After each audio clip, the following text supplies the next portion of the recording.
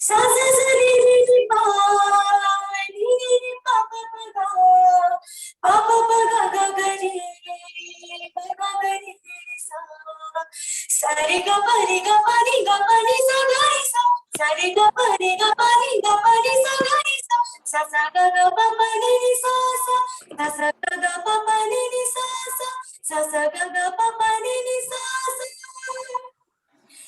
जय मां सरस्वती भवानी, जय मां सरस्वती भवानी, दयानी दुख हारिणी, दयानी दुख हारिणी, पाप विनाशिनी, बुद्धिवर दाननी,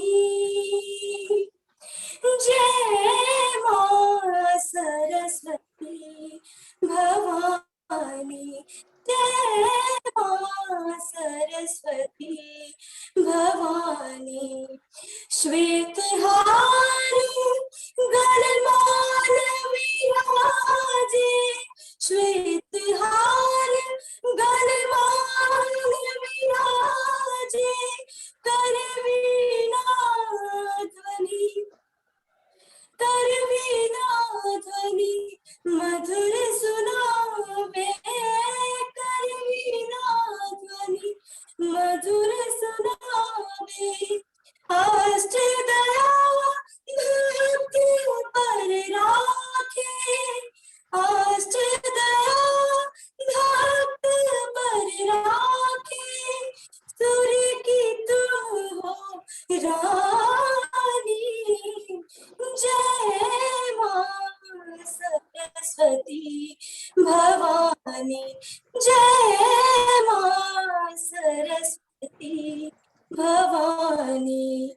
जय जय जय सुर नर मुनि गावे, जय जय जय सुर नर मुनि गावे, दश विदिशा ध्यान लगावे, दश विदिशा ध्यान लगावे, विनती करहूँ शरण दे माता, विनती करहूँ शरण दे माता, अंत भी तुम हो धाम, जय मां सरस्वती भवानी, जय मां सरस्वती भवानी, दयानी सुख दुख हारिणी,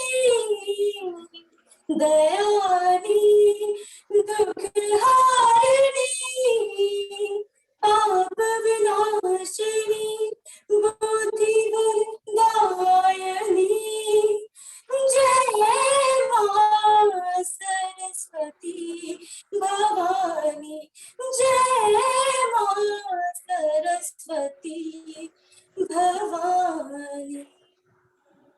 धन्यवाद। धन्यवाद बेटा। कार्यक्रम को अब आगे बढ़ाते हुए मैं मेरे साथी विनीत सर से निवेदन करती हूँ कि हमारे प्राचार्य महोदय और मुख्य वक्ता को वर्चुअल पुष्प भेंट कर उनका स्वागत करें, अभिनंदन करें।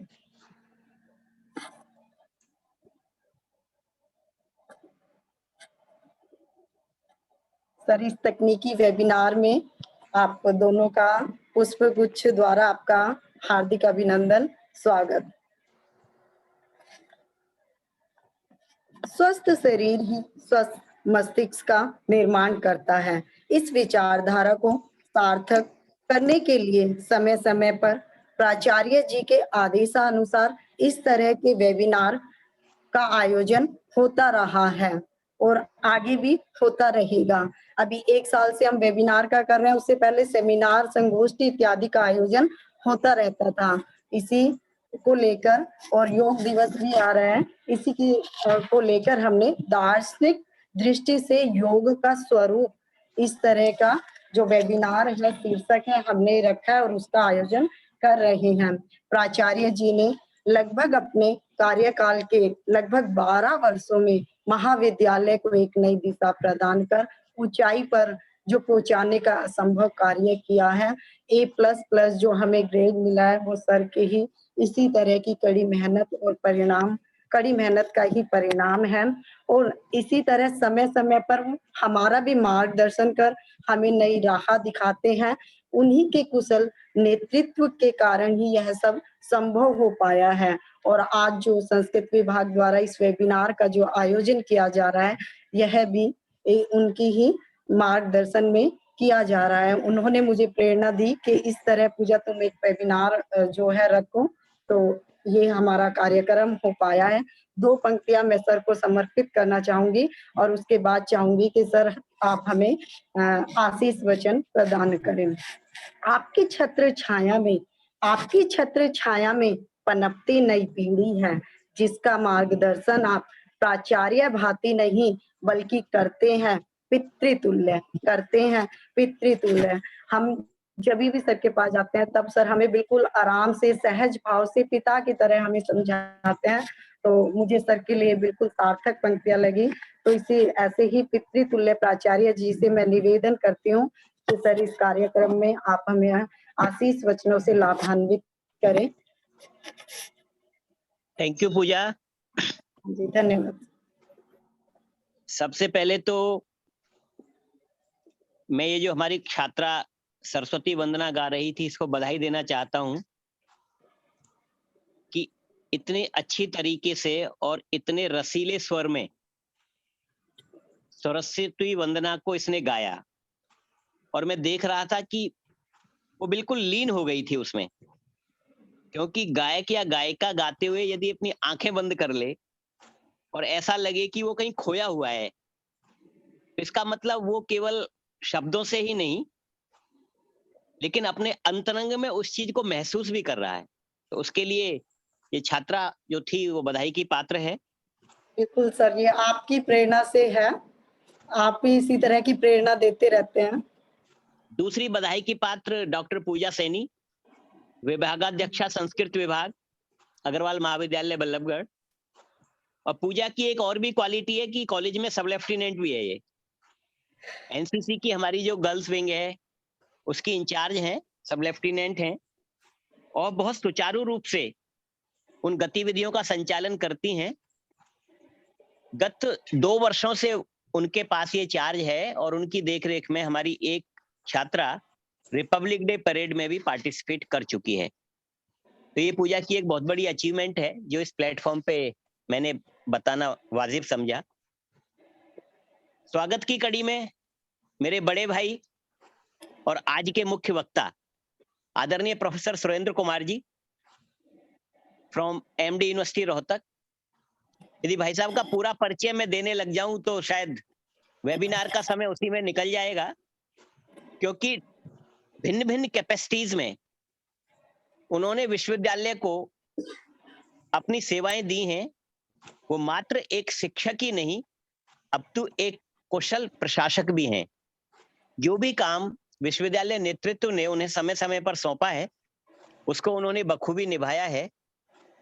तो मैंने पूजा से कहा कि भाई एक ऐसे योग्य व्यक्ति को नहीं बल्कि व्यक्तित्व को अपने बीच में लेकर के आना है, जिससे मैं और हमारा महाविद्यालय ही नहीं अपितु जो और शिक्षक साथी देश के भिन्न भिन्न विश्वविद्यालयों से और महाविद्यालयों से इस तरंग गोष्ठी के माध्यम से हमारे साथ जुड़ेंगे, वो भी कुछ प्रेरणा ले सकें। तो एकदम से उसके मुखारबिंद से एक नाम निकला, आदरणीय प्रोफेसर डॉक्टर सुरेंद्र कुमार जी का। तो मैं तो भाई साहब को पहले से जानता ही हूं और मिलते रहते हैं डिफरेंट मीटिंग्स के माध्यम से और वैसे भी। तो एकदम से तय हुआ, हमने उनसे प्रार्थना की और उन्होंने हमारी प्रार्थना को स्वीकार किया। उसके लिए मैं उनका हृदय से आभार व्यक्त करता हूं और पूरे अग्रवाल महाविद्यालय परिवार की तरफ से, अपनी तरफ से, संस्कृत विभाग की तरफ से, अपनी प्रबंध समिति की तरफ से और सभी छात्र छात्राओं की तरफ से आपका हार्दिक स्वागत करता हूं, अभिनंदन करता हूं और आप मेरे से बड़े हैं, वंदन करता हूं। मेरा ये मानना है और मेरा दृढ़ विश्वास है कि आज जब आप इन प्रतिभागियों को संबोधित करेंगे योग के बारे में, दृष्टि के बारे में, किस तरह से, क्योंकि मैं देख रहा था विषय जो है बिल्कुल एक तरह से मेरे लिए तो एकदम नया विषय है, डिफरेंट विषय है, इतना गूढ़ विषय है कि एक नजर में उसको पढ़ करके समझना बड़ा मुश्किल है। लेकिन मैं समझता हूं कि इतने गूढ़ विषय को जिन सरल शब्दों में, जैसा कि उनका स्वभाव है, वो इस विषय पर वार्ता करेंगे, चर्चा करेंगे, तो विद्यार्थी ही नहीं, सभी शिक्षक साथी भी अत्यंत लाभान्वित होंगे, ऐसा मेरा मानना है। तो मैं देख रहा था कि थोड़े से समय में इस वेबिनार में अभी तक 127 विद्यार्थी और शिक्षक साथी जुड़ चुके हैं, और जुड़ने की जो परंपरा है, जो श्रृंखला है, वो अभी सतत रूप से चल रही है। तो मैं ज्यादा समय नहीं लेना चाहता, क्योंकि आज हमें भाई साहब को सुनना है और आज मुझे नहीं बोलना है।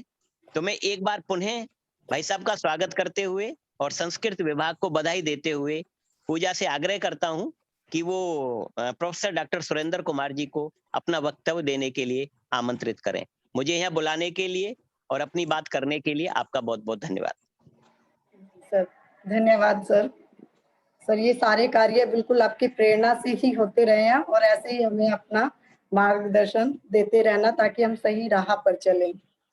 अब इस कार्यक्रम में ज्यादा समय न लेते हुए और आज जिस वार्ता व वक्ता को सुनने के लिए हम एकत्रित हुए हैं, उनका संक्षिप्त परिचय, वैसे तो प्राचार्य जी ने उनके बारे में बता दिया और उनको बताने लगूं तो मैं भी, जैसा कि सर बोल रहा था, पूरा समय निकल जाएगा, पर मुख्य रूप से कुछ चीजें मैं बताकर सर को आमंत्रित करती हूँ। सर का जो लगभग संपूर्ण शिक्षा है वो गुरुकुल से रही है। आर्स गुरुकुल, जबलपुर गुरुकुल और गुरुकुल कांगड़ी हरिद्वार से उन्होंने डबल एमए संस्कृत व एमए वेद में उन्होंने किया है और अपना शोध कार्य यानी पीएचडी भी उन्होंने हरिद्वार से ही किया है। उनके जो विशेषज्ञ हैं वो वैदिक साहित्य और भारतीय दर्शन के हैं और लगभग 32 वर्षों से वो अध्यापक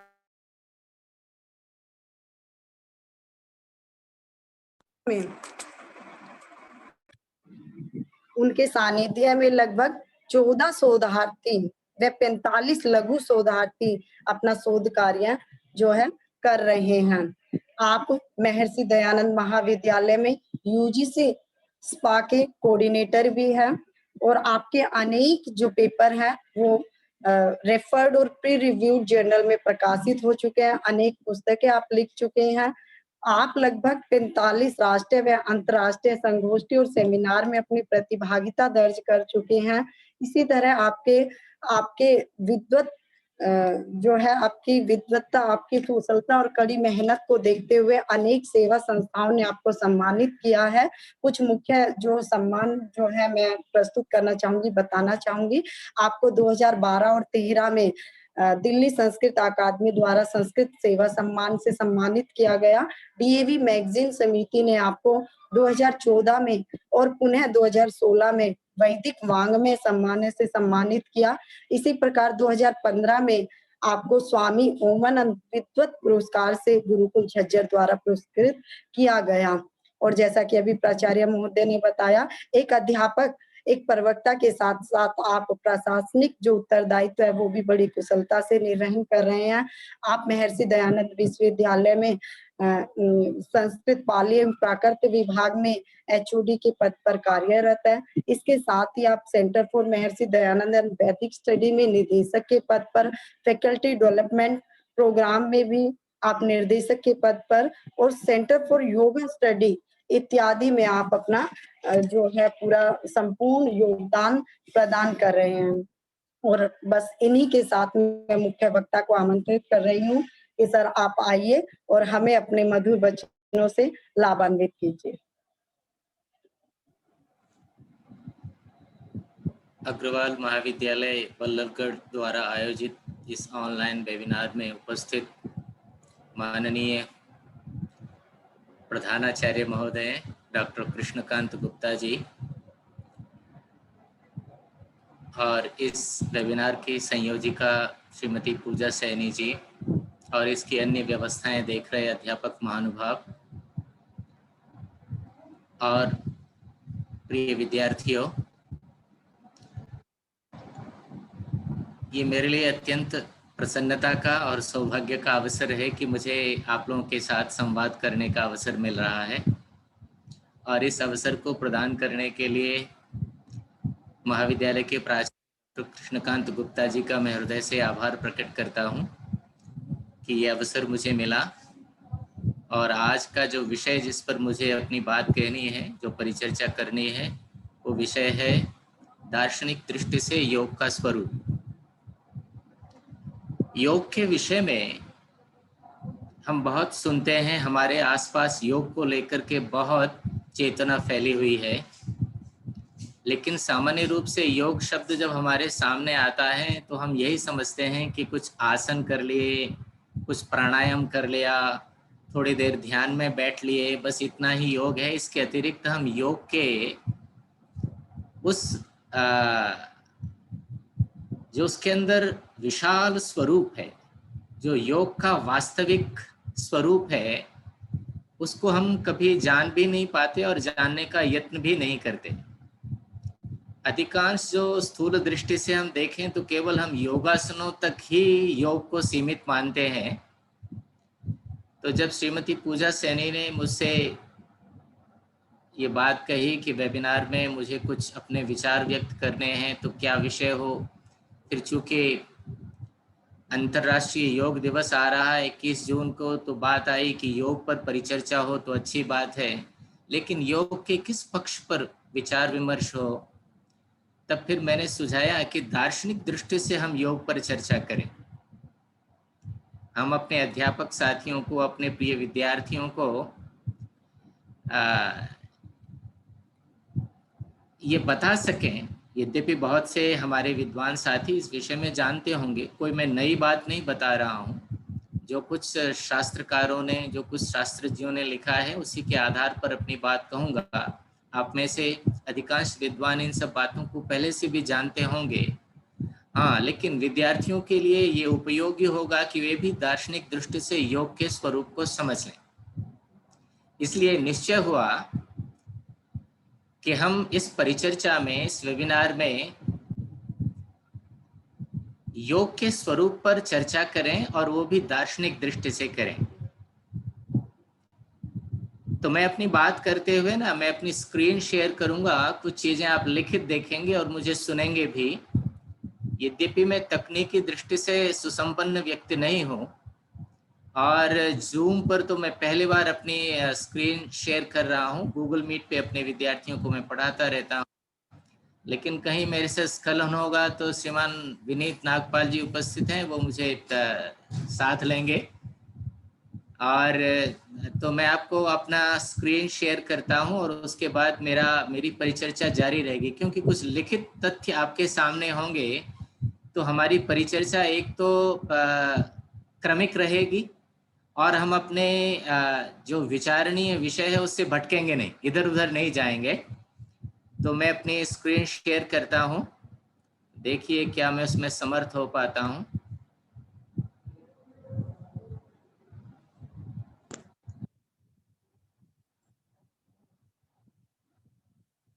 जी, आपको मेरी स्क्रीन मिल रही है?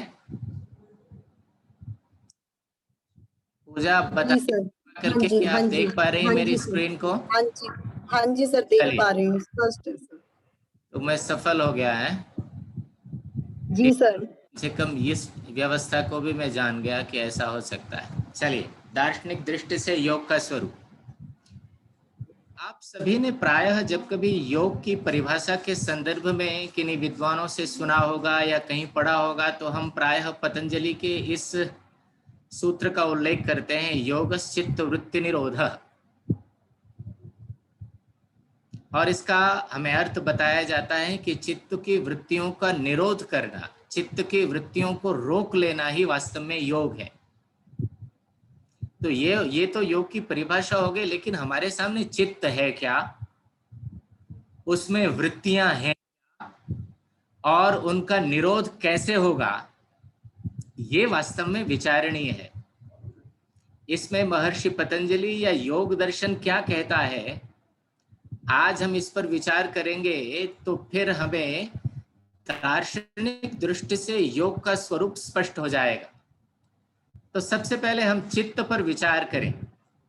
जब हम कहते हैं चित्त, योग दर्शन में कहा जाता है चित्त, क्योंकि चित्त की वृत्तियों का निरोध करना ही योग है। तो वो चित्त क्या है? इस चित्त को समझने के लिए हमें सांख्य और योग की जो तत्व मीमांसा है, सांख्य और योग के विषय में,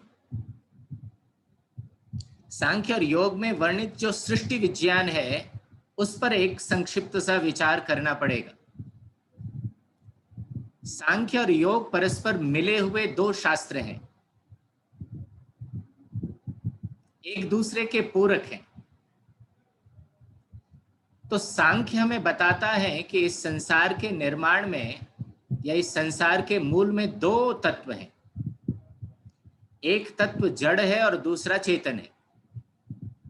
जड़ तत्व को प्रकृति कहते हैं और चेतन तत्व को पुरुष कहते हैं। आपके मन में, कुछ श्रोताओं के मन में ऐसा प्रश्न हो सकता है कि पुरुष और नारी ये बात है क्या? फिर पुरुष कहते हैं तो फिर क्या ये सांख्य शास्त्रकार नारियों के प्रति सद्भावना प्रदर्शित नहीं कर रहे हैं, केवल पुरुष की बात कर रहे हैं? नहीं नहीं, यहाँ पुरुष का मतलब नर और नारी वाला पुरुष नहीं, यहाँ पुरुष का मतलब है आत्म तत्व। और इसका नाम इसलिए दिया है कि पुरीशेते, जो शरीर में सोता है, शरीर के अंदर रहता है, ऐसे आत्म तत्व को, ऐसे चेतन तत्व को सांख्य में पुरुष कहा।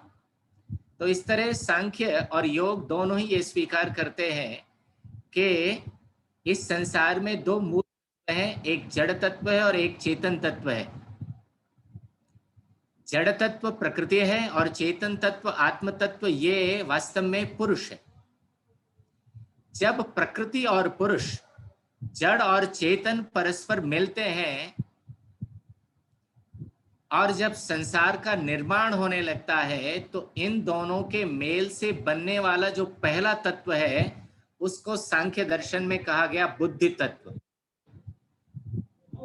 प्रकृति और पुरुष के योग से जो तत्व उत्पन्न होता है, जो प्रथम तत्व उत्पन्न होता है उसको बुद्धि कहते हैं। और बुद्धि से उत्पन्न होता है अहंकार, और अहंकार से उत्पन्न होता है मन, 5 ज्ञानेंद्रियां, 5 कर्मेंद्रियां और 5 तन्मात्राएं। तो आप देखिए, प्रकृति और पुरुष, जड़ और चेतन जब परस्पर मिले तो उसके मिलने के पश्चात बुद्धि तत्व पैदा हुआ। जड़ में एक चेतना आ गई। बुद्धि वास्तव में जड़ तत्व है, लेकिन पुरुष के संयोग से, आत्म तत्व के संयोग से उसमें चैतन्य प्रतिभा, चैतन्य का प्रतिभान हो जाता है, चैतन्य प्रतीत होने लगता है। तो जैसे ही जड़ और चेतन मिले तो प्रकृति से उत्पन्न हुआ बुद्धि तत्व, बुद्धि से अहंकार और अहंकार से मन। ये तीनों मिलकर के बुद्धि, अहंकार और मन, इसको सांख्य और योग दर्शन में अंतःकरण कहा जाता है और यही चित्त है। ये हमारी चेतना है जो हमारे शरीर के अंदर काम करती है। इस चेतना के त्रिविध रूप हैं। बुद्धि वास्तव में कोई अलग अलग तत्व नहीं है कि भाई कोई अलग अलग कंपार्टमेंट में बता है कि ये बुद्धि है, ये अहंकार है और ये मन है। नहीं नहीं, ये सब मिले हुए हैं, मिला हुआ एक तत्व है। हमारी जो कॉन्शियसनेस है, जो हमारी चेतना है, जो इस शरीर में कार्य कर रही है, जो चेतना, जो आत्म तत्व से जो चैतन्य आ रहा है और जो हमारे इस शरीर में जिसकी उद्भावना हो रही है, जो शरीर में प्रकट हो रहा है, उसको, उस अंतःकरण की स्थिति को हम बुद्धि, अहंकार और मन कहते हैं। और ये बुद्धि, अहंकार, मन, ये पूरा संपूर्ण मिलकर के चित्त कहलाता है। इसमें से बुद्धि का कार्य क्या है कि किसी भी विषय का निश्चय करना बुद्धि का कार्य है। इसका मतलब है हमारी अंतस चेतना, वो चेतना जो किसी भी विषय के बारे में निश्चय करती है, वो बुद्धि कहलाती है।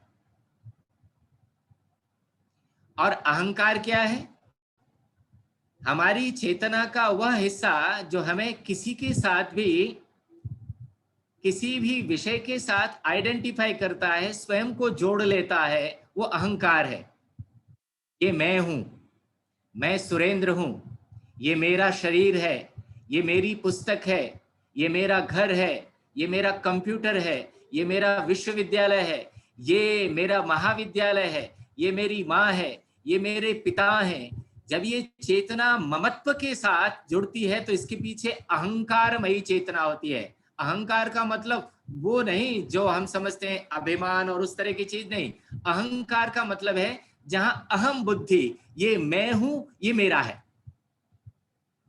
तो चेतना का वह हिस्सा जो हमें वस्तुओं के साथ जोड़ देता है, हम वस्तुओं के साथ स्वयं को आइडेंटिफाई करने लगते हैं। मैं सुखी हूं, मैं दुखी हूं, मैं बलवान हूं, मैं निर्बल हूं, मैं ऐसा हूं, मैं वैसा हूं। ये वास्तव में चेतना का अहंकार वाला तत्व है, जिसके आधार पर हम वस्तुओं के साथ, अन्य वस्तुओं के साथ स्वयं को जोड़ पाते हैं। तो चेतना के इस हिस्से को हम अहंकार कहते हैं। और चेतना का एक हिस्सा जिसका कार्य है संकल्प और विकल्प करना, मैं ऐसा करूं या वैसा करूं, what to do and what not, क्या करना है क्या नहीं करना है, मैं ऐसा कर लूं मैं वैसा कर लूं। ये जो संकल्प और विकल्प है, संकल्प निश्चय करना, चलो मैं ऐसा करता हूं, और फिर जाकर के उसको बदल देना, विकल्प आना, चलो इसको छोड़ते हैं और कुछ कर लेते हैं। इस चेतना के इस हिस्से को मन कहा जाता है भारतीय दर्शन में। है तो चेतना ही एक चेतना, निश्चय करती है। निश्चय जब भी हो जाए तब ये बुद्धि का हिस्सा है।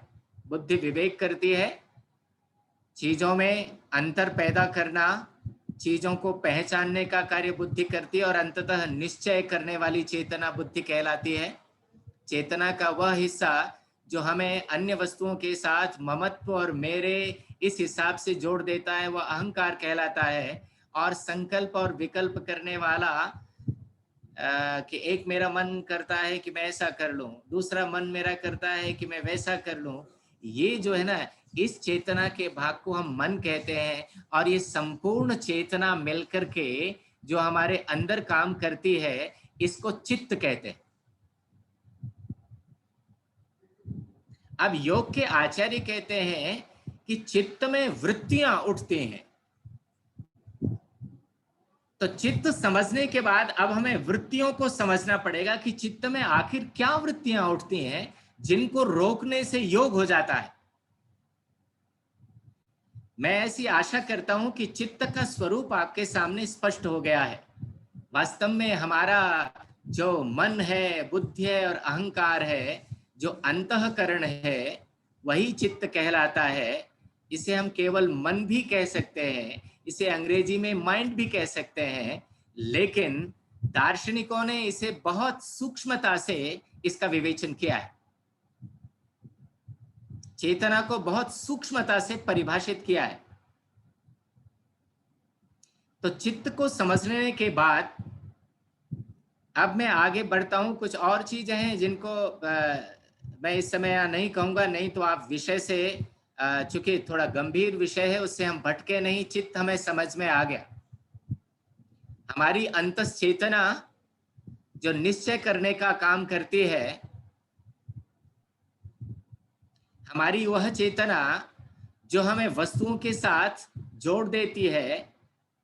जब हम वस्तुओं के साथ स्वयं को आइडेंटिफाई करने लगते हैं, जब मैं कहता हूं ना कि मैं सुरेंद्र हूं, तो मैं वास्तव में स्वयं को इस सुरेंद्र नाम के साथ आइडेंटिफाई कर रहा हूं।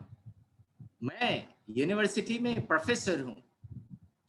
तो ये मेरे चेतना का वो जो अहम तत्व है ना, मैं ऐसा हूं, ये वास्तव में वो चेतना मुझे बाह्य पदार्थों के साथ जोड़ देती है। इस चेतना को अहंकार, और एक चेतना है जो संकल्प और विकल्प करती है।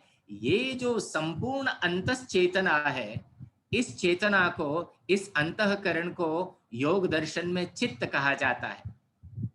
और चित्त में वृत्तियां रहती हैं। अब वृत्ति क्या है, इस पर हम आते हैं। वृत्ति वास्तव में क्या है? अनुभव प्रवाह है। मेरा चित्त जो है ना, हमेशा कुछ न कुछ अनुभव करता रहता है। मेरा चित्त हमेशा कुछ न कुछ अनुभव करता रहता है। कुछ न कुछ चित्त में निरंतर कोई न कोई वृत्ति, किसी न किसी वृत्ति का प्रवाह, कोई न कोई व्यापार, कोई न कोई क्रिया हर समय होती रहती है। चेंजिंग स्टेट्स ऑफ माइंड, अर्थात मेरे चित्त की, मेरे माइंड की जो चेंजिंग स्टेट्स हैं, जो निरंतर परिवर्तनशीलता है, निरंतर जो एक्सपीरियंसेस हो रहे हैं, निरंतर बदलाव कर रहे हैं आपके अंदर भी। आप मुझे सुन रहे हैं तो एक तो आप सुनने का ही एक्सपीरियंस, सुनने की वृत्ति आपके चित्त में बन रही है, लेकिन बहुत से विद्यार्थी सुनते सुनते कुछ और भी सोच रहे होंगे। तो चित्त इसका मतलब है कभी सुनता है, कभी और सोचता है। किसी को ये भी लग रहा होगा कि ये तो चाय का समय और कहाँ हम इस तरह की बात सुनने लग गए। तो चित्त जो है ना, निरंतर अलग अलग तरह के एक्सपीरियंसेस हमारे सामने उपस्थित करता रहता है। यही वास्तव में चित्त की वृत्तियां हैं। गीता में एक प्रसंग, गीता में योगेश्वर कृष्ण ने लिखा है कि हमारा मन जो है ना, कभी अकर्मकृत नहीं रहता है। क्षणमपि, एक क्षण भी हमारा चित्त जो ना निरंतर व्यवहार करता रहता है। मैं इस समय बोल रहा हूं, बोलने के साथ साथ सोच भी रहा हूं, और मुझे ये अनुभव हो रहा है कि मुझे अनेक विद्यार्थी और अनेक अध्यापक महानुभाव और माननीय प्रिंसिपल महोदय मुझे सुन रहे हैं। तो मेरा चित्त जो है ना, निरंतर उसमें ज्ञान का प्रवाह हो रहा है, निरंतर अनुभव का प्रवाह हो रहा है। इसी अनुभव प्रवाह को योग दर्शन में वृत्ति कहा जाता है। और ये वृत्तियां जो है ना, एक तरह तरंग की तरह निरंतर उठती और गिरती रहती हैं। जैसे समुद्र में आने वाली लहरें निरंतर आती रहती हैं, कभी कभी शांत भी हो जाती हैं, शांत भाव से तरंगें बहती हैं, कभी कभी बहुत उत्ताल तरंगें होती हैं। चित्त में भी ऐसा आता है। कभी कभी हम जो है ना बड़े विक्षुब्ध अवस्था में होते हैं, चित्त हमारा बहुत जल, कभी हम क्रोध की अवस्था में, कभी हर्ष की अवस्था में, कभी राग की अवस्था में, कभी द्वेष की अवस्था में, कभी किस अवस्था में, निरंतर चित्त जो है ना बहता रहता है। चित्त के इस अनुभव प्रवाह को, चित्त के इस ज्ञान प्रवाह को, चित्त की इस चेंजिंग स्टेट्स को हम वास्तव में वृत्ति कहते हैं। इनका रूप क्या हो सकता है? ये वृत्तियां किस किस तरह की हो सकते हैं? हमारे एक्सपीरियंसेस, हमारे अनुभव अनेक प्रकार के हो सकते हैं। दार्शनिकों ने, योग के आचार्यों ने, आचार्य पतंजलि ने, जो योग शास्त्र के प्रणेता आचार्य हैं,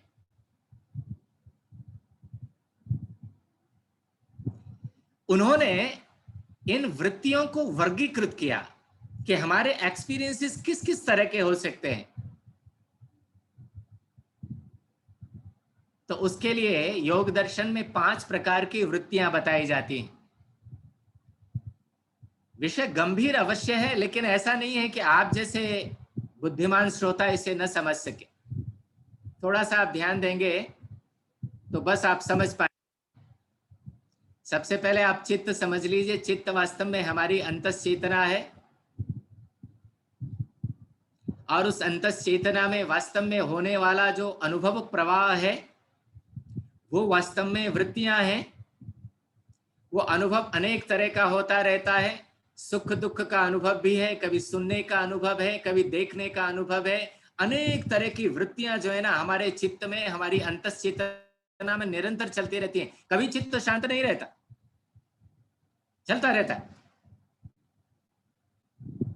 तो वे अनुभव किस किस तरह के हो सकते हैं? वो अनुभव प्रवाह, तो आचार्य ने उसको 5 भागों में बांटा। इसको हम समझते हैं। एक है प्रमाण। प्रमाण एक पारिभाषिक शब्द है। आगे मैंने अंग्रेजी में लिखा है वैलिड नॉलेज,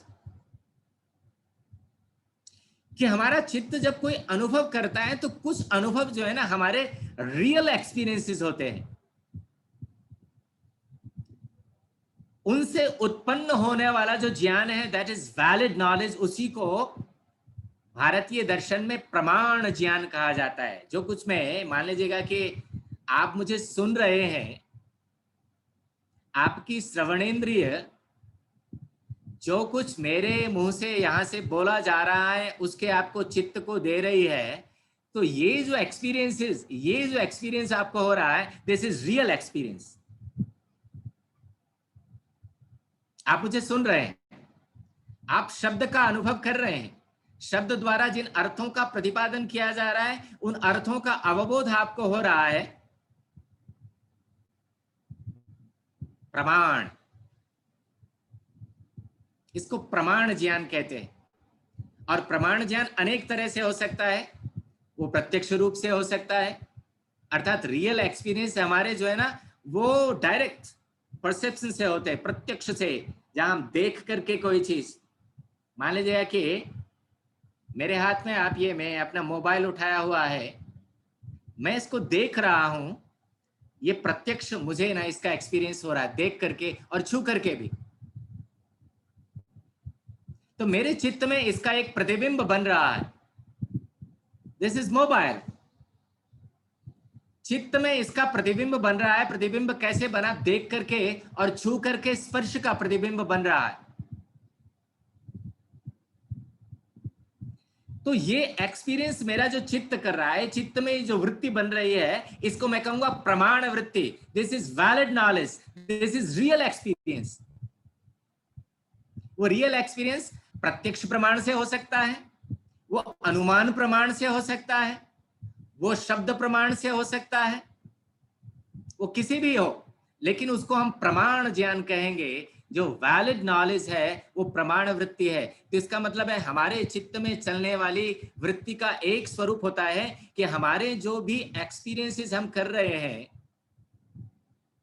वो उन एक्सपीरियंसेस में से कुछ एक्सपीरियंसेस रियल एक्सपीरियंस होते हैं, वास्तविक अनुभव होते हैं। तो चित्त में वास्तविक वृत्ति बनती है, वास्तविक वृत्ति प्रवाह होता है। लेकिन हमेशा ऐसा नहीं होता है, कभी कभी विपर्य भी होता है। विपर्य का मतलब है हमारे एक्सपीरियंस जो हम उनमें एरर होता है। इनवैलिड नॉलेज, कभी कभी हमारे चित्त में होने वाले एक्सपीरियंस जो है ना रियल नहीं होते, अनरियल होते। अनेक बार मैं और आप ऐसा चित्त में इस तरह की वृत्तियां बन जाती हैं जहां वास्तव में मैं देख कुछ रहा था और वास्तव में वस्तु कुछ और थी। भारतीय दर्शन में बहुत प्रमुख उदाहरण इसका दिया जाता है। कभी कभी हम रस्सी को सांप समझ लेते हैं, वास्तविक दृष्टि में वह रस्सी है, लेकिन मेरी आंखों ने उसको गलत दिखाया और चित्त में गलत वृत्ति बन गई, सांप की वृत्ति बन गई।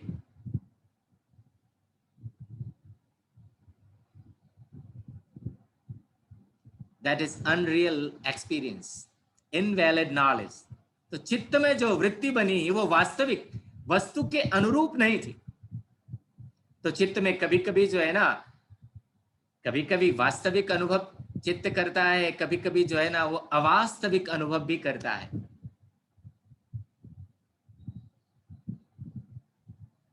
अनेक बार हम जो है ना कोको कोला के ढक्कन को कई बार 5 रुपए का सिक्का समझ लेते हैं। हम 5 का सिक्का समझ के पांव के नीचे दबा लेते हैं और सोचते हैं कि जब लोग इधर उधर हो जाएंगे तब उठाएंगे। और फिर बाद में जब देखते हैं कि ओहो, जिसे मैं 5 रुपए का सिक्का समझ रहा था या समझ रही थी वो तो एक कोको कोला का ढक्कन है। तो चित्त में जो वृत्ति बनी, इस वृत्ति को योग दर्शनकार ने कहा ये विपर्य वृत्ति है। चित्त में बनती रहती है, वृत्तियां आती जाती रहती। रियल एक्सपीरियंसेस, अनरियल एक्सपीरियंसेस, चित्त हमेशा व्यवहार करता रहता है। अगली वृत्ति जिस पर हम जा रहे हैं वो विकल्प वृत्ति है। ये दोनों से थोड़ा भिन्न है। विकल्प में क्या होता है, इमेजिनेशन करता है, चित्त में इमेजिनरी एक्सपीरियंसेस आ जाते हैं। इसके लिए आचार्य पतंजलि ने जब इसकी परिभाषा दी तो वहां योग दर्शन में कहा, शब्द ज्ञानानुपाति वस्तु शून्य विकल्प, कि वस्तु वास्तव में वस्तु तो होती नहीं, लेकिन शब्द से हम उसे वैसा मान लेते हैं, शब्द के आधार पर हम उसको वैसा मान लेते हैं, वास्तव में वो वैसा नहीं होता है। ऐसी चित्त में बनने वाली वृत्ति को, ऐसे अनुभव को, ऐसे ज्ञान को योग दर्शन में विकल्प कहा गया। मैं एक उदाहरण से आपको समझाता हूं।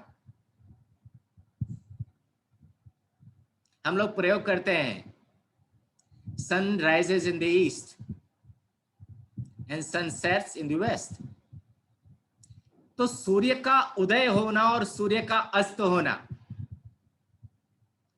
लेकिन रियलिटी में न सूर्य उदय होता न सूर्य अस्त होता, लेकिन शब्द के आधार पर हम ऐसा व्यवहार करते हैं, मान लेते हैं, चित्त ऐसा मान लेता है, जबकि ऐसा है नहीं। इस वृत्ति को कहा विकल्प वृत्ति। ऐसा भी, ऐसे एक्सपीरियंसेस भी मेरे चित्त में निरंतर चलते रहते हैं। कुछ रियल एक्सपीरियंसेस हैं, कुछ अनरियल एक्सपीरियंसेस हैं, और कुछ ऐसे हैं जो शब्द के आधार पर रियल माने जा रहे हैं, वास्तव में वो रियल नहीं। हम ऐसा प्रयोग निरंतर व्यवहार में करते हैं। सूर्य उदय हो रहा है, सूर्य अस्त हो रहा है, और हम ये नहीं मानते कि अनरियल एक्सपीरियंस है, हम वास्तव में कहते हैं सन। कभी कभी लोग जो है ना सूर्योदय देखने के लिए इधर पहाड़ पर जाते हैं, दार्जिलिंग में जाते हैं, और वहां सुबह सुबह देखते हैं कि भाई सूर्य की प्रथम किरण, सूर्योदय देखने के लिए। सूर्यास्त देखने के लिए हम पश्चिम में कई बार जाते हैं, लोग देखते हैं कि सोमनाथ जाकर के सूर्यास्त देखें, या कई बार हम जो है कन्याकुमारी जाकर के सूर्योदय और सूर्यास्त दोनों देखने का।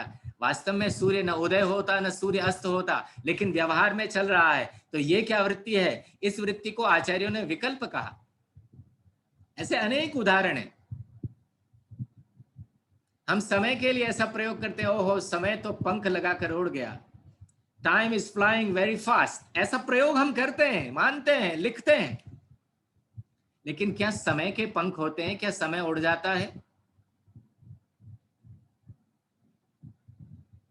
दर्शन हमें बताता है कि समय तो नित्य है, काल तो नित्य है, न कहीं आता न कहीं जाता। वास्तव में आना जाना तो मेरा और आपका हो रहा है।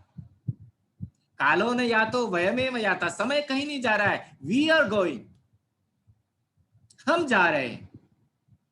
समय तो वही है और चीजें चल रही हैं, समय तो वही है, लेकिन हम कहते हैं कि समय चल रहा है। ऐसा हम प्रयोग करते हैं शब्द के आधार पर, लेकिन वास्तविक दृष्टि से देखा जाए तो ऐसा नहीं होता है। इस तरह के एक्सपीरियंसेस को आचार्यों ने विकल्प कहा। हमारे चित्त में ये सब चलता रहता है। तो चित्त में वैलिड नॉलेज आती है, चित्त में एरर भी आते हैं, इनवैलिड नॉलेज आती है, चित्त में इमेजिनेशंस आते रहते हैं, और यहां तक कि चित्त में निद्रा वृत्ति भी होता है। नींद में भी चित्त व्यवहार करता है।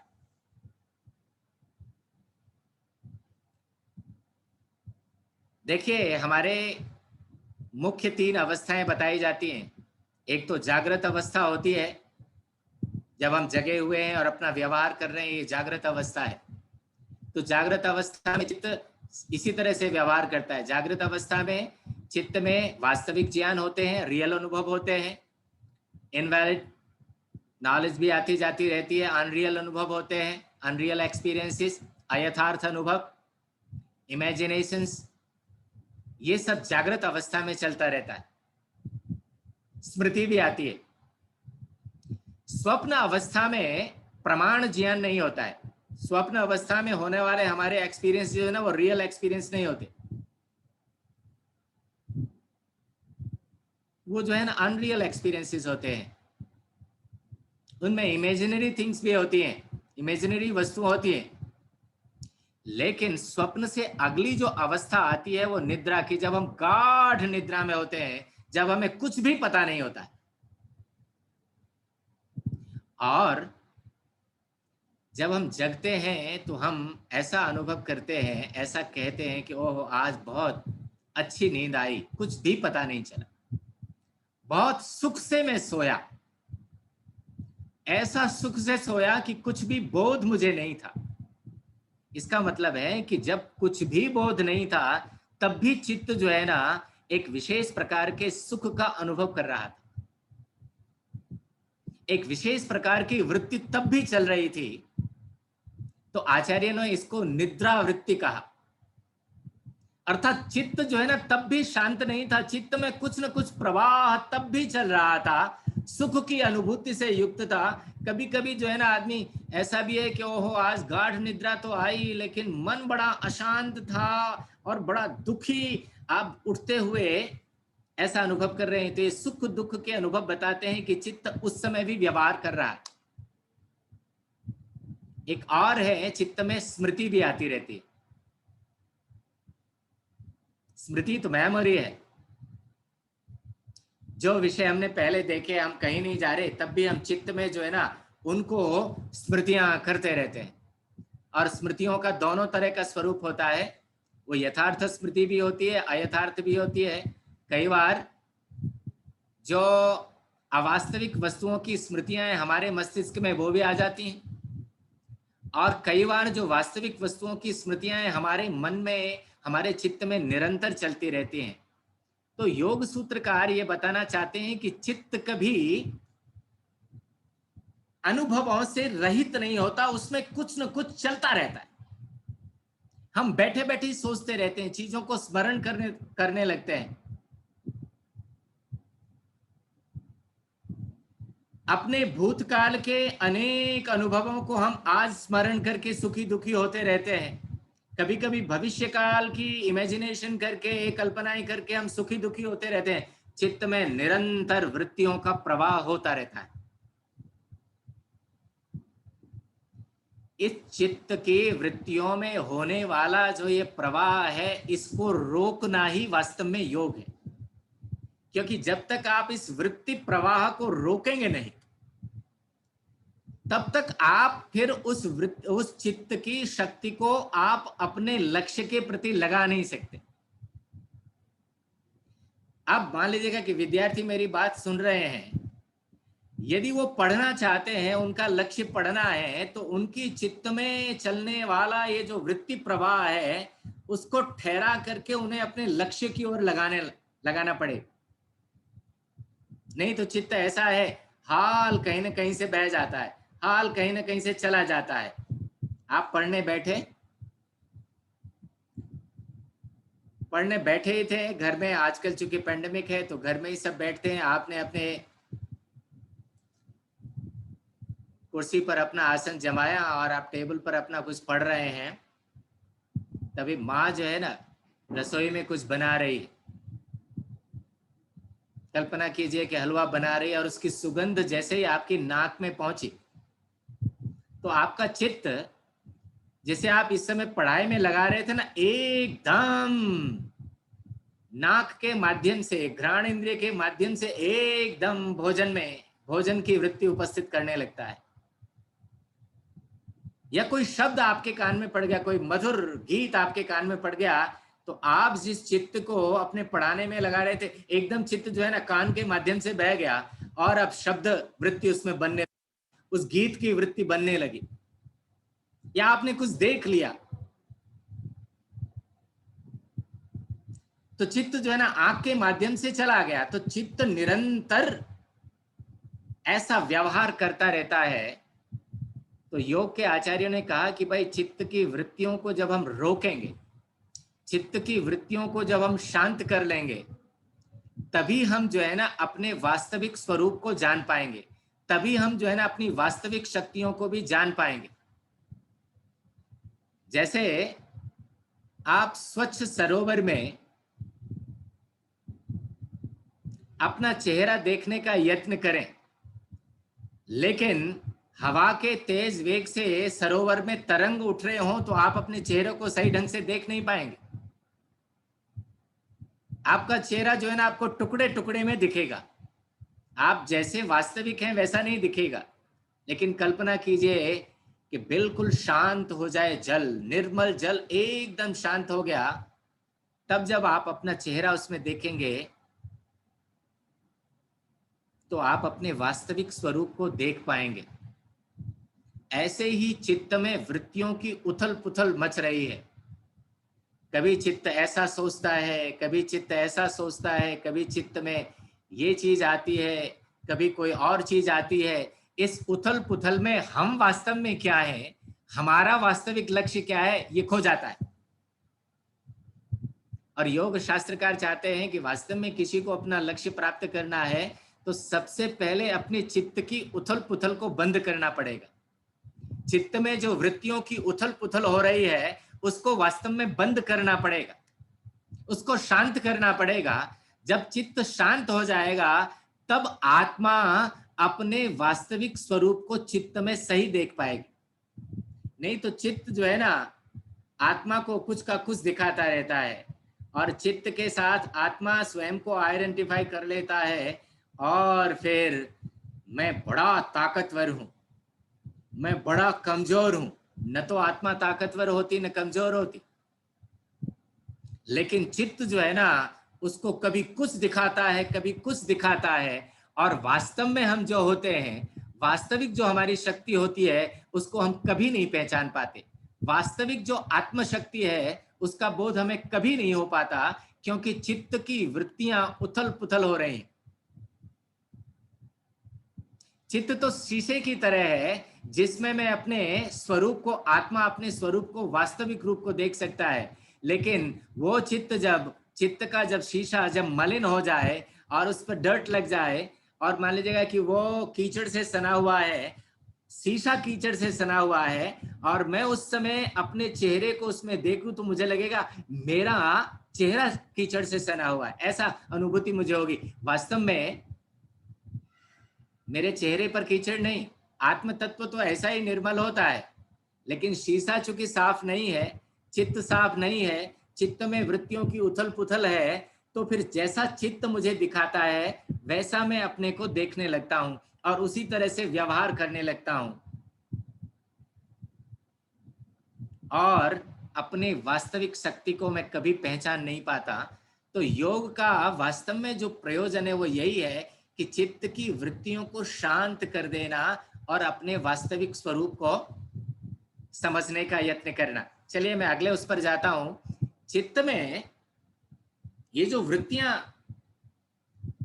आती हैं, प्रमाण वृत्ति जो रियल एक्सपीरियंसेस हैं, विपर्य जो अनरियल एक्सपीरियंसेस हैं, विकल्प जो इमेजिनरी एक्सपीरियंसेस हैं, निद्रा जो स्लीप के, जो गाढ़, जो एकदम साउंड स्लीप के एक्सपीरियंसेस हैं, और जो मेमोरी से जुड़े हुए एक्सपीरियंसेस हैं। ये सारे अनुभव, ये अनुभव मेरे चित्त में निरंतर चलते रहते हैं, इसी को कहते हैं चित्त वृत्ति।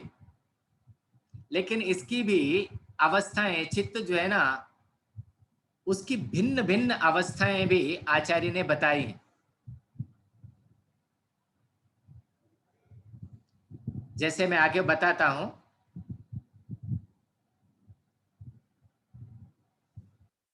पांच भूमियां हैं चित्त की, लेवल्स आप कह लीजिए, 5 डिफरेंट डिग्रीज और levels of focus of mind. हमारे चित्त के, हमारे मन के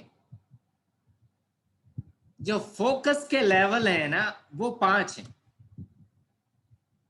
पहला जो लेवल है उसको क्षिप्त कहा योग दर्शन में, वॉन्डरिंग, जहां चित्त जो है ना ठहर नहीं रहा है। सांख्य और योग बताते हैं प्रकृति 3 गुणों से युक्त है, सत्व, रजस और तमस।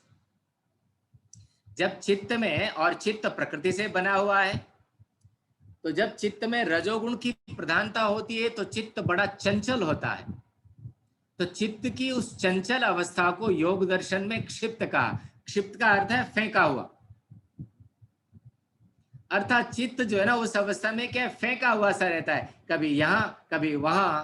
तो चंचल मन वाला व्यक्ति जो है ना वो कहीं एक जगह ठहरता नहीं, वो फेंका हुआ सा रहता है, कभी यहाँ कभी चित्त उसको कुछ उपस्थित कर देता है, कभी ये उपस्थित कर देता है। और हम लोगों के साथ भी ये आता है, कभी कभी चित्त में ऐसा निरंतर होता रहता है और हम जो है ना कभी ये करते हैं कभी वो करते हैं। थोड़ी देर के लिए हमने एक पुस्तक उठा ली, 2 मिनट बाद वो रख दी, तीसरी उठा ली, उसके बाद वो रख दिया, एक कागज उठा लिया, एक पेन उठा लिया, फिर कुछ लिखने लग गए, उसको बीच में छोड़ दिया, फिर और कुछ करने लग गए, फिर अभी लगा ये नहीं ये करना है। आप समझना, हमें ये समझना चाहिए कि योग दर्शनकार हमें बता रहा है कि वो जो हमारी चित्त की अवस्था है ना, क्षिप्त अवस्था है, बहुत चंचल अवस्था में है, तब हमारा रजोगुण जो है ना वो एकदम बहुमात्रा में बढ़ गया है। और रजोगुण के बढ़ने के कारण चित्त जो है ना वो इधर उधर भाग रहा, शरीर में रक्त का संचार भी तेज हो जाता है और चित्त जो है ना इधर उधर भागता रहता है, कहीं ठहरता नहीं। ऐसी अवस्थाएं मेरे और आपके साथ भी अनेक बार आती। तो चित्त को साधना है, चित्त की इस अवस्था से एक और लेवल जो है ना क्या है, वो है मूढ़ अवस्था, कंफ्यूज्ड, जहां चित्त चंचल तो नहीं है, चित्त भाग नहीं रहा है कि ये करूं या ये करूं या ये करूं, मतलब भाग नहीं रहा, कभी ये कर लिया कभी ये कर लिया। एक अवस्था कभी कभी ऐसी भी आती है जब हम कंफ्यूज्ड हैं, हम बैठे हुए हैं और हमें नहीं पता कि क्या करना चाहिए।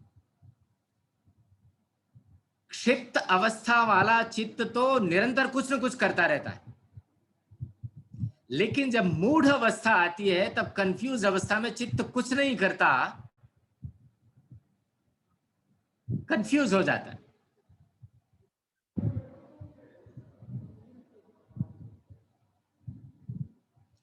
उससे अगली अवस्था को विक्षिप्त अवस्था कहा है। विक्षिप्त अवस्था क्या है? आप कहेंगे विक्षिप्त शब्द जो है ना, ऐसा मत समझिए कि पागल को कई बार हम विक्षिप्त शब्द प्रयोग करते हैं, लेकिन योग दर्शन में विक्षिप्त उस अर्थ में नहीं है। विक्षिप्त जो है ना डिस्ट्रैक्टेड माइंड, अर्थात किसी एक विषय पर थोड़े समय के लिए लग जाता है लेकिन फिर जो है ना हट जाता है। ये जो है ना क्षिप्त और मूढ़ अवस्था से उच्च अवस्था है। क्षिप्त अवस्था में तो निरंतर चित्त जो है ना एक ज्ञान से दूसरे ज्ञान पर निरंतर जाता रहता है, एक क्रिया से निरंतर दूसरी क्रिया के लिए स्पृहा करता रहता है कि ये करूं ये करूं ये करूं, कभी ये करता है, थोड़ा थोड़ा समय में थोड़ा थोड़ा काम, मतलब कोई भी काम निरंतरता से नहीं करता है। और मूड में, मूड अवस्था में तो कंफ्यूज्ड अवस्था है, उस समय तो वो सोच ही नहीं पाता कि क्या करूं।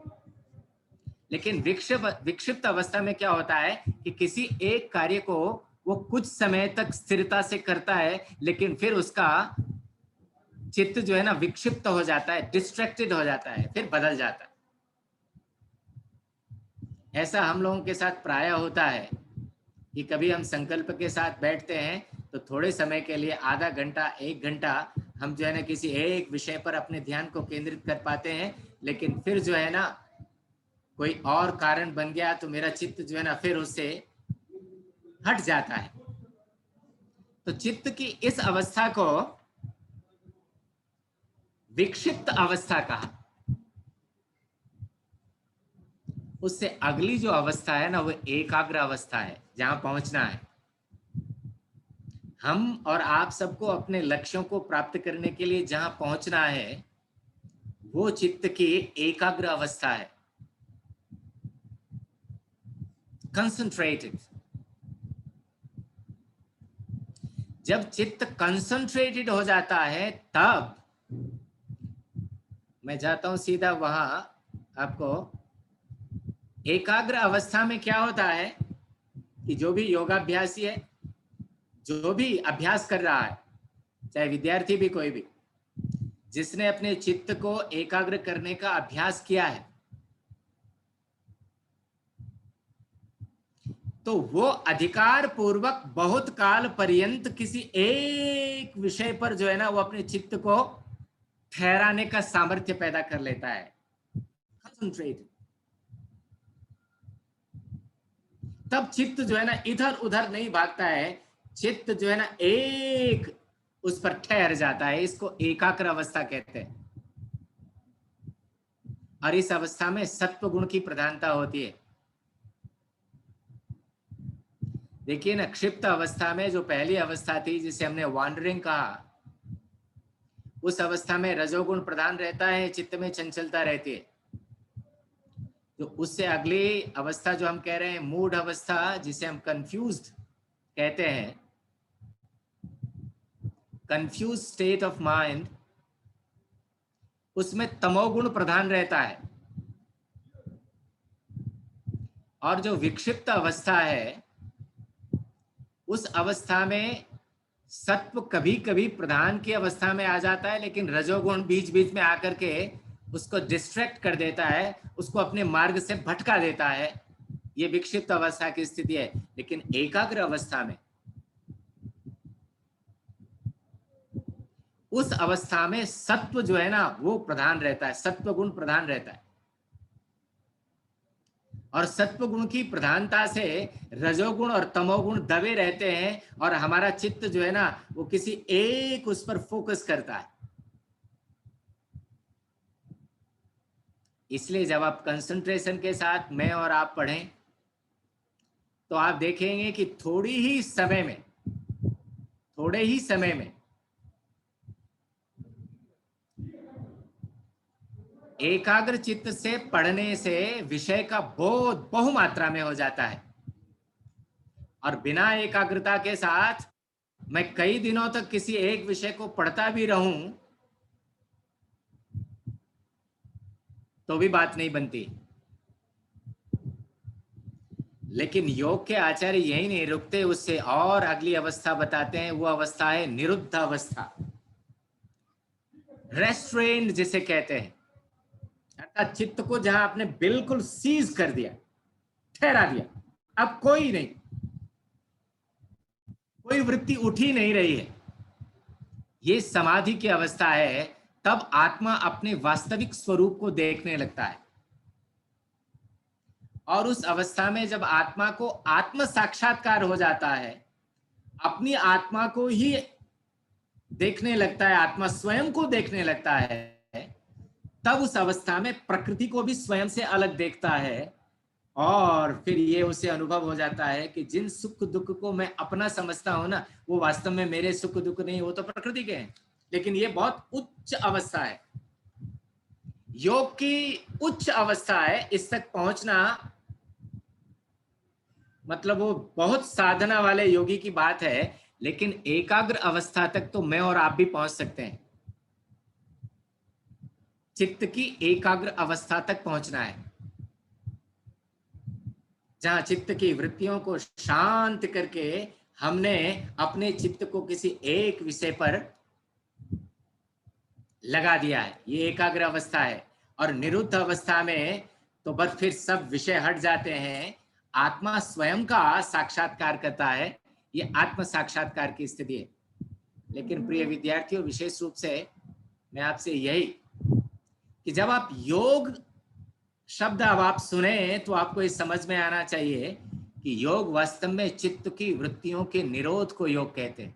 चित्त की वृत्तियों को रोकने का नाम, चित्त की वृत्तियों को शांत कर देने का नाम। ये लगभग ऐसे ही है कि आप किसी घोड़े पर सवारी कर रहे हैं, और सवारी घोड़े पर आप करते हुए, घोड़ा यदि आपके वश में है तो आप अपने अभिप्रेत लक्ष्य पर, जहां आप जाना चाहते हैं, वहां पहुंच जाएंगे।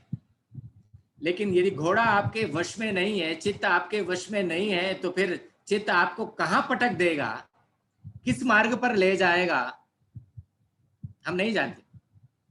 ऐसे ही जब हम चित्त को शांत नहीं करते, उसके वृत्ति प्रवाह को जब हम नहीं रोकते, तो चित्त जो है ना उच्छृंखल की तरह व्यवहार करता है, और फिर हमारा व्यक्तित्व भी ऐसे ही हो जाता है।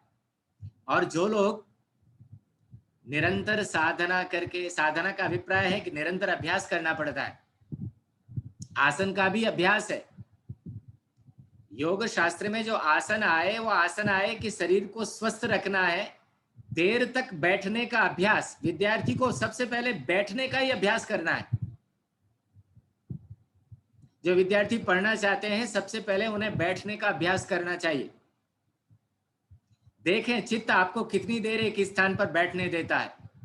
नहीं तो प्राय होता है, मैं तो अपने अनुभव से कहता हूं कि मैं पढ़ने के लिए बैठूं, एक बार कुर्सी पर बैठूं तो कई बार 1 घंटे बैठना ही मुश्किल हो जाता है यदि अभ्यास ना हो तो।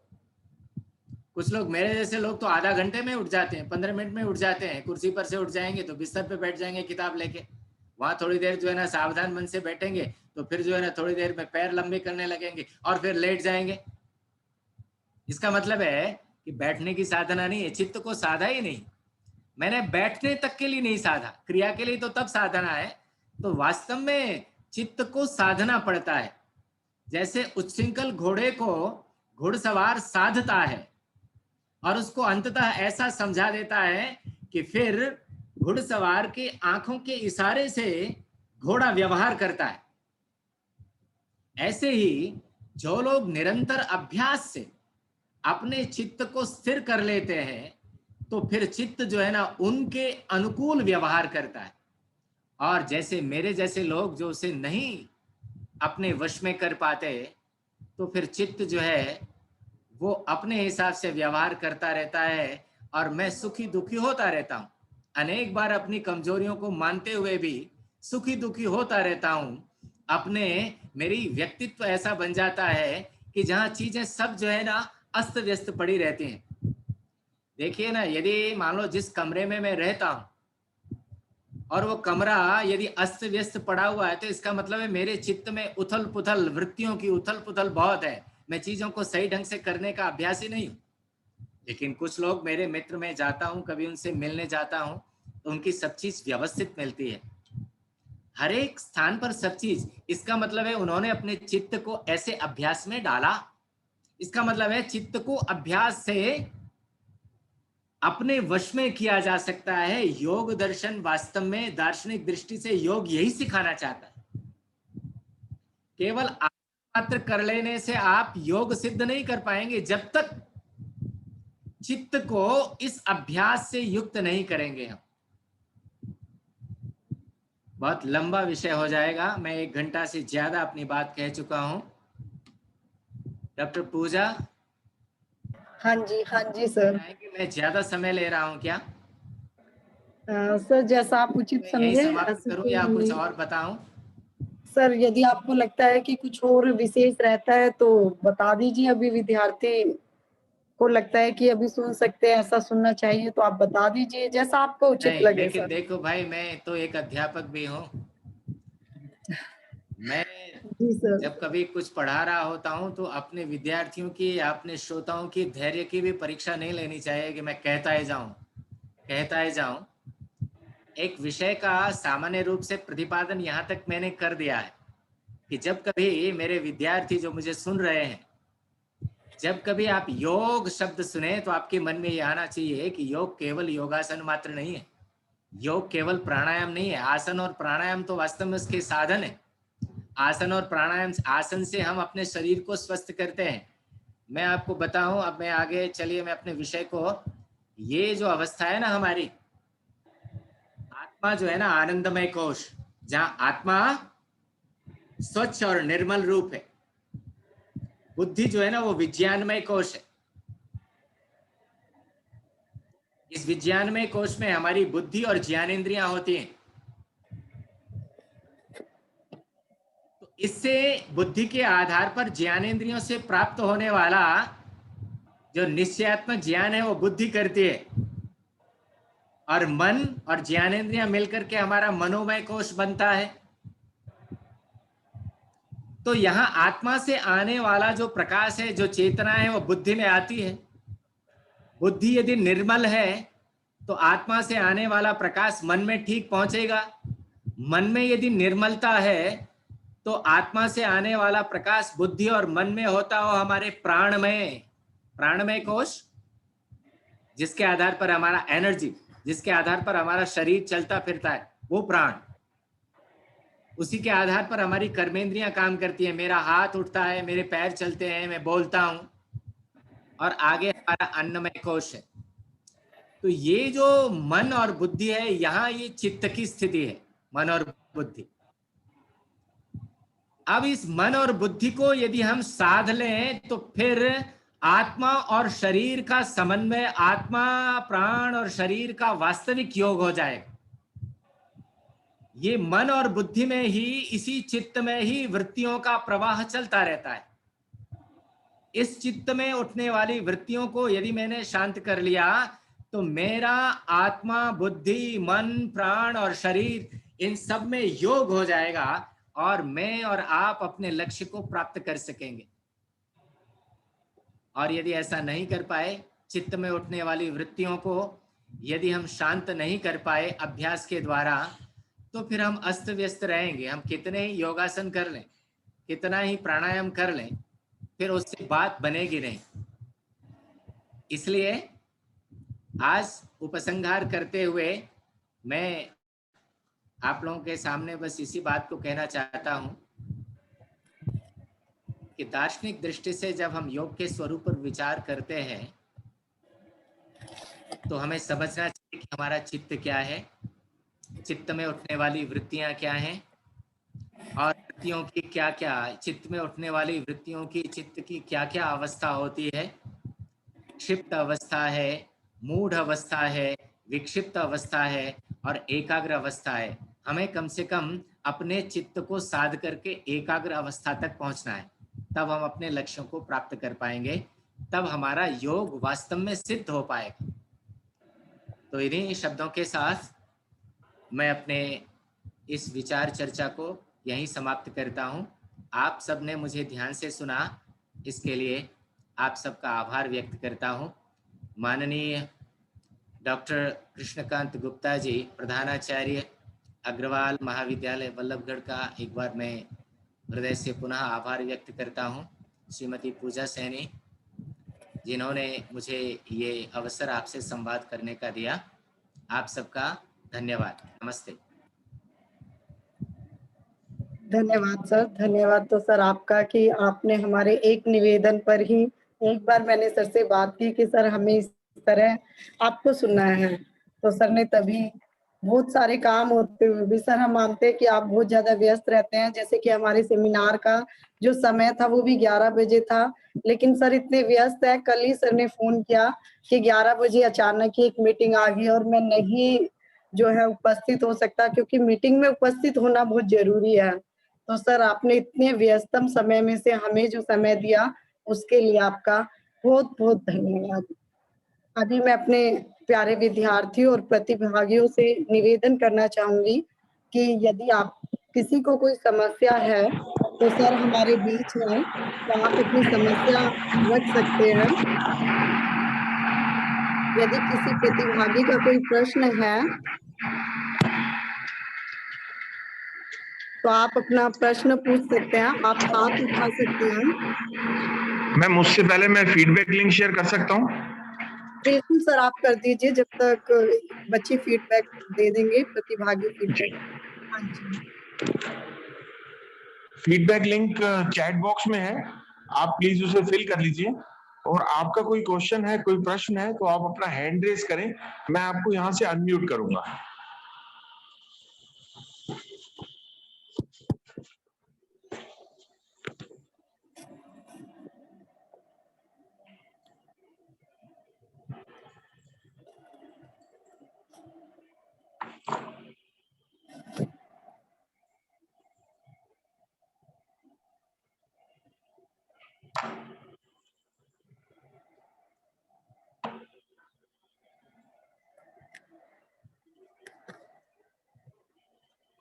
यदि बेटे आप लोगों का कोई प्रश्न नहीं है,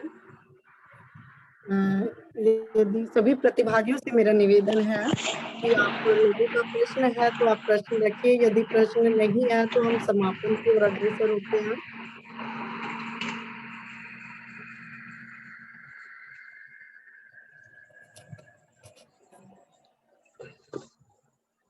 ठीक है, हम समापन करते हैं। तो मैं धन्यवाद जो है देना चाहूंगी। धन्यवाद के लिए सबसे पहले तो मैं धन्यवाद करना चाहूंगी हमारे प्राचार्य महोदय जी का, जिन्होंने हमारे लिए समय भी निकाला और हमें इस तरह के कार्य करने के लिए उत्साहित किया कि आप इस तरह का वेबिनार का आयोजन करें। तो उसके लिए प्राचार्य महोदय जी आपका बहुत-बहुत धन्यवाद। यदि आप मुझे उत्साहित नहीं करते तो शायद इस तरह का कार्यक्रम मैं नहीं कर पाती और आप वेबिनार में आए और आपने वेबिनार की जो है शोभा बढ़ाई, उसके लिए बहुत-बहुत धन्यवाद। धन्यवाद करना चाहूंगी मुख्य वक्ता का, इन्होंने अपने सरल सबसे पहले तो हमारे आमंत्रण को स्वीकार किया और उसके बाद अपने मधुर अमृतमय वचनों से हमें लाभान्वित किया। सर आपने बड़े सरल माध्यम से योगश्चित वृत्ति इसको समझाते हुए योग का जो वास्तविक स्वरूप है, जो योग का वास्तविक महत्व है, उस पर जो प्रकाश डाला है, वो जैसा कि प्राचार्य महोदय ने आरंभ में बताया था कि ये जो शीर्षक है, जितना देखने में देखते ही लगता है कि ये बड़ा दर्शन की दृष्टि से दार्शनिक है और समझना असंभव है। आपने बड़ा ही सरल शब्दों में इस तरह हमें समझाया है और जो एक शंका रहती है कि योग जो है कुछ आसन कर लिए उसका नाम योग है। इस शंका का जो है निवारण किया और चित्त वृत्ति और उनकी भूमि को बताकर योग के वास्तविक अर्थ को हमारे समक्ष रखा। उसके लिए आपका बहुत-बहुत धन्यवाद। और सर ये आपकी ही आवाज का शायद कुछ जादू था कि बच्चे देखिए सर हम टाइम देखते हैं तो हमें लगभग 1.5 घंटा हो चुका है और सारे बच्चे प्रतिभागी सभी आपको बड़े आनंद में होकर जो है सुन रहे थे। तो ये आपके समझाने सिखाने का जो इस तरह का तरीका है वो ही हम आपसे सीखना और समझना चाहते हैं ताकि आगे चल हम भी आपके दिखाए हुए राह पर चल सकें। सर आपके लिए आपका बहुत-बहुत धन्यवाद कि आपने हमारे लिए समय निकाला और इतने मधुर वचनों से, सरल वचनों से हमें समझाया। धन्यवाद की कड़ी में मैं धन्यवाद ज्ञापन करना चाहूंगी सभी प्रवक्तागण का, विद्यार्थियों के साथ-साथ यहाँ अनेक जो राज्य और हरियाणा के ही और मेरे साथी जो प्राध्यापक गण जुड़े हुए हैं, उन सभी का मैं हृदय से धन्यवाद करती हूँ कि वो आए और इस कार्यक्रम को सफल बनाया। और प्यारे विद्यार्थियों, जिनके बिना ये कार्यक्रम असंभव था क्योंकि सुनने वाले नहीं होंगे तो कैसे, तो प्यारे विद्यार्थियों का बहुत-बहुत धन्यवाद कि वो बिल्कुल लास्ट तक अभी तक भी वो हमें सुन रहे हैं, जुड़े रहे। और इसमें मुख्य रूप से धन्यवाद देना चाहूंगी मेरे तकनीकी साथी विनीत सर का, मितेंद्र सर का, महेंद्र सर का, जिन्होंने वेबिनार के ब्रोशर से लेकर और जो ये आज अभी तक जो कार्यक्रम चल रहा है उसको तकनीकी रूप से सफल बनाया। हम तो बोल देते थे सर ब्रोशर में ये करना है, वो करना है, वो 2 बार, 3 बार, 4 बार जितना भी है, सर आप लोगों का बहुत-बहुत धन्यवाद कि आपने इतने अच्छे से हमारा पूरा सहयोग दिया, जो आज का कार्यक्रम कर पाए हैं हम। 4 पंक्तियाँ कहकर मैं सबका धन्यवाद 4 पंक्तियों से करना चाहूँगी। अपना कीमती समय निकाल कर आपने दिया जो सहयोग, आप सभी का इसके लिए दिल से बहुत-बहुत आभार, दिल से बहुत-बहुत आभार। धन्यवाद। मैम 5 मिनट वेट करें ताकि सब पार्टिसिपेंट फीडबैक फॉर्म फिल कर लें। हाँ जी सर। तो मैं 4:30 पे मीटिंग क्लोज कर दूंगा और मैं अनुरोध करता हूं जिन्होंने फीडबैक फॉर्म भर दिया है वो मीटिंग प्लीज लीव कर सकते हैं। विनीत जी मैं लीव कर सकता हूँ? यस सर, हाँ प्लीज जी sir. Thank you very thank much you, sir. धन्यवाद नमस्ते। सर आपका, बहुत-बहुत धन्यवाद सर।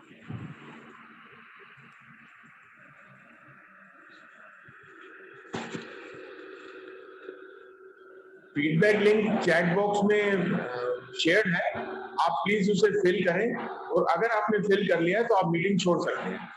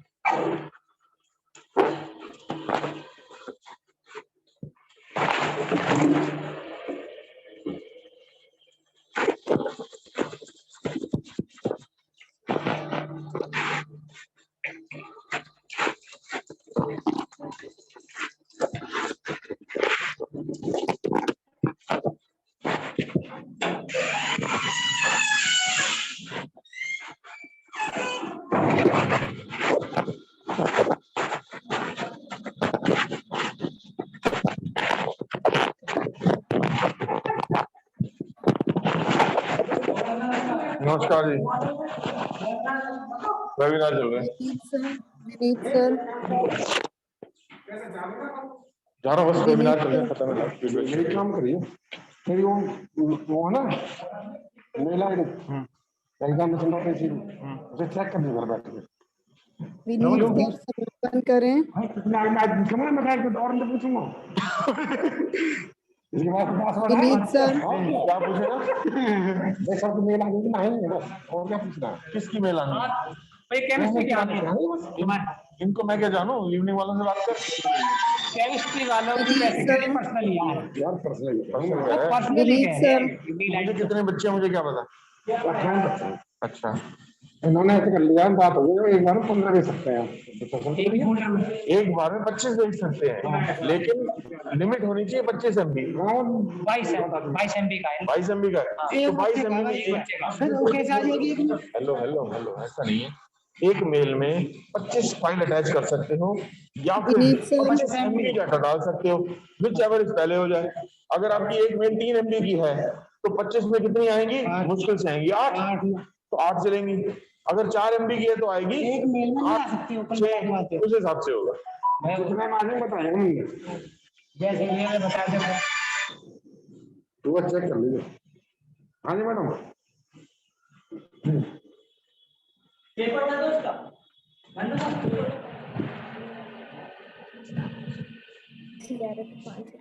विनीत सर